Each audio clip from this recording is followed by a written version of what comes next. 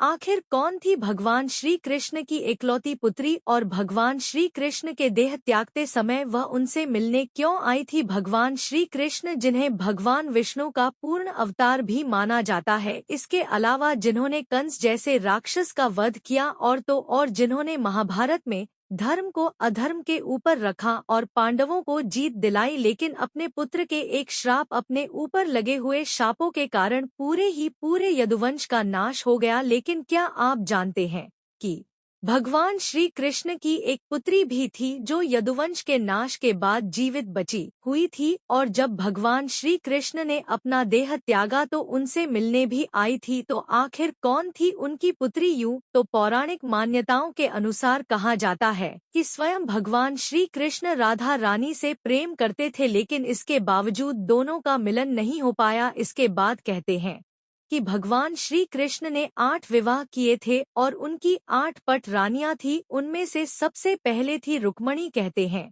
रुक्मिणी ही भगवान श्री कृष्ण की पहली पत्नी थी, जो कि विदर्भ के राजा भिषक की पुत्री थी, और रुक्मिणी की इजाजत लेकर ही स्वयं भगवान श्री कृष्ण ने उनका हरण कर लिया था, और उसके बाद दोनों के बीच में विवाह हुआ था, जहां उन्हें 10 पुत्रों की प्राप्ति हुई, जिनके नाम थे प्रद्युमन, चारुदेसन, सुदेसन, चारुदेह, सुचारु, चारगुप्त, भद्रचारु, चारुचंद्र, विचारु और चारु। साथ ही उन्हें एक पुत्री की प्राप्ति भी हुई थी जिसका नाम था चारुमती। अब भगवान श्री कृष्ण की पुत्री यानी कि चारुमती का जिक्र भगवत पुराण में मिलता ही है, लेकिन बहुत कम। इसके अलावा किसी और विशेष पुराण में इनके बारे में कुछ नहीं बताया गया है। लेकिन कहते हैं जब महाभारत का युद्ध समाप्त हुआ तो कृतवर्मा, जो कि पांडव के साथ जाकर मिल चुके थे, उन्होंने उनके बेटे बलि के साथ कृष्ण की बेटी चारुमती का विवाह कर दिया था। यानी चारुमती और कृतवर्मा के पुत्र बलि के बीच में विवाह हुआ था, जिसके बाद वह दोनों अलग ही नगरी में जाकर रहने लगे थे। सब कुछ ठीक चला, लेकिन जब यदुवंशियों ने खुद का संहार करना शुरू कर दिया तब उसमें